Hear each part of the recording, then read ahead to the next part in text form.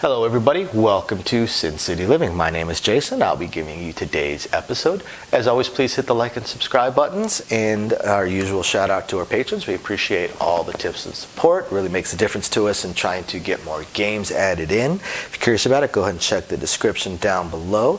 And I hope you guys enjoyed the exclusive videos that we had last week for our patrons. We will have 3 more coming out, 1 per tier, tier 1, tier 2, tier 3, each get their own video, and of course the lower tiers videos.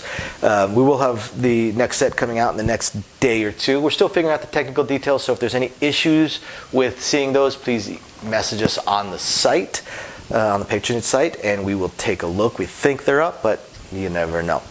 And then I'm going to go ahead and jump into today's video. Today's video is going to be a simple one, kind of a short one. It's another one of those real world case studies. A person that I dealt to just the other day, and they had an interesting strategy. They kind of hopped between 2 different strategies, although those strategies were sort of in the same vein at least. And it's kind of amusing because they sort of, while they hop between two different strategies, they would generally go all in with one strategy for a while and then go all towards the other strategy for a while. I dealt to them 2 different times. They walked away from the table and came back, and it's almost like it switched strategies for them at that point as well. So the first one is the NE7. They were doing a martingale on the NE7. They would start out with a $10 NE7. And as soon as that lost, because this is a 1-roll bet. It's a 1-roll bet. Well, they didn't quite do a martingale. They did a progressive on the NE7. This is a 1-roll bet. So they lost that. He went to 20. $20 NE7. He lost that. He went to 30. He lost that. It went to 40. Now, right at first, he came onto a pretty cold table, so I'm pretty sure from my recollection, the highest I saw him get at first was $60 before it hit. He was on a pretty cold table. And again, a 6 rolls 1 in 6 times, so theoretically you don't have to do too many. In reality, I'm sorry, a 6. What am I saying? A 7 rolls 1 in 6 times. But that's the pure math, and over time that the math smooths out to those kind of statistics. But you could definitely have 20, 30 rolls without a 7 coming up. Right? So, but 60 was the highest I saw him get to for a little while. So he was up quite a bit. But after he lost 60, he went to 80. Then he went to 100. And then from there he started taking some kind of weird jumps. Then went to 150, or no, he did go to 125. He started going to quarters. He went to 125, then he went to 150. And when that one lost, that was the point where he gave up and walked away. And so he went 2, 4, 6, 8. He went 9 rolls without a 7. Now, the thing is, with this player, from what I was observing, he was waiting until the 4th roll of the dice. So if a 7 came out in the 1st, 2nd, or 3rd roll of the dice after a point is set, then he just kind of missed out on that. If he'd have combined it with his other method of playing, he might have done okay. So his idea was 4th, 5th, 6th, 7th, 8th, 9th, 10th, 11th, 12th. His idea was that, what are the chances of going 12 rolls of the dice without a 7? Well, it happens all the time. But mathematically, his chances weren't so great. Had about, a 1 in 36 chance of that happening. So, actually more than that. So to him the odds were pretty good, but all the martingale and all the progressive strategies, they don't work. They may work in the short term, so that's what he should have done. When he was up a few hundred, he should have walked away. You keep chasing, the math always catches up to you. No strategy is perfect. Okay, but let's take a look at this real fast, because as he was doing it, I was thinking that this guy isn't doing this very well. For instance, he loses $10 the first time, right? So he immediately jumps his bet up to $20 into the NE7. Why? You're down $10. Well, if you bet another $10, it pays you $40. You make back your original 10 plus $30. Why would you immediately double your bet? I don't get that.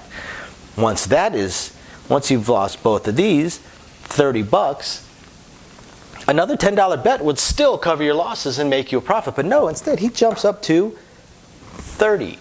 So 30 right there, and pay $120, he's only down 30 bucks. So what kind of screwed this guy here is he did not understand the math. Because let's look at how much he was willing to put into this. In what, 2, 4, 6, in 10 bets, 9 bets. Let's see what he was willing to put into this.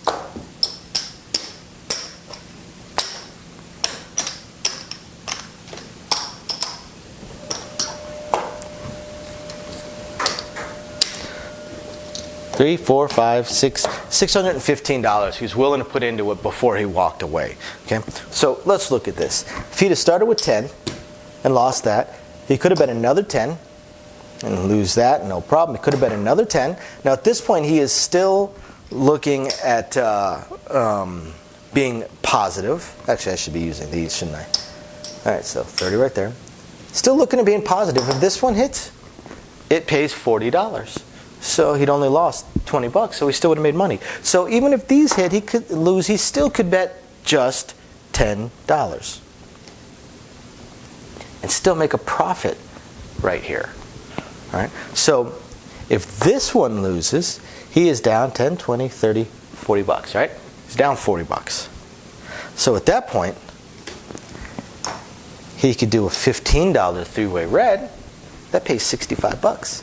So he loses these, only has to go up to 15 now. Under his other method, he's at 20, 40, 60, he's already at $80. Here, he's only at 15 and still will make a profit if a 7 rolls. Still will make a profit off of everything that he lost. So if this one loses, he's still only in 55, so there's no reason not to do another $15 three-way red. I keep taking it from the stacks instead of here. You can do another $15 three-way red. If that one loses, now he is down $70, right? 70 bucks. So at this point, he could go ahead and do his $20 any 7. That pays 80. He still makes a little bit of profit off of the bet and can keep going, can continue going. Now if this loses, he's down 90 bucks, right? So now you do 25. 25 pays you 100. You still make a little bit of profit and you keep on going. Once you're down 125, well, now is when you might need to start adding a little bit to it here. So once you're down 125, well, if you did 30, it would pay you 120. So not quite there yet. So if you did 35, it would pay you 140. Down 125, so there you go. Okay. So now you're down 160. So now maybe you look at, I don't know.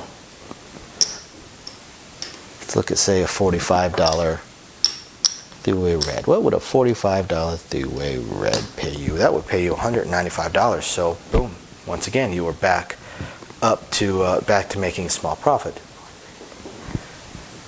And if you lost this one, you still have over 400. So his initial method spends over $600 to chase 12 rolls. That same amount of money could be used and chase significantly more rolls. We have used less than half the money. We're already at 10 rolls. So his method, viable. You got to have a pretty strong bankroll to do it. It's certainly viable if you're willing to grind. It's not bad. That would be a version of the martingale, the one I just showed you. His was just a progressive with poor math. It's definitely viable. I will tell you that there's a reason that those bets are allowed by casinos. It's because over time they do not work. Sure, you're going to make money in the short term. And again, don't chase. If you make a certain amount, give yourself a backstop. Where am I going to stop at? So he walked away on the first time off of that. The second time he came, he decided that he was going to do $200, no 10s. He get paid $100 every time a 7 rolls. Sometimes he would do $200 no 10s. Other times he would do $100 no 4 and no 10. Sometimes 50. He was kind of floating up and down with these bets. He didn't do them on the come out roll. He would wait until there was a point. Then he would go ahead and do them. And same thing as with the any 7 progression that he was doing. He was making money off of this for a little while. And then 2 things happened. 3 things happened, actually. The first thing that happened is some people rolled some 10s, 2 or 3 10s, and he kept bringing them up, so he kept losing them. That's the first thing that happened.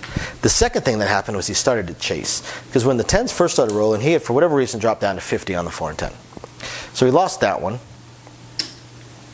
So he immediately, and he lost the 4, by the way. So then he immediately went to $100 4 and 10s, lost the 10, I believe it was.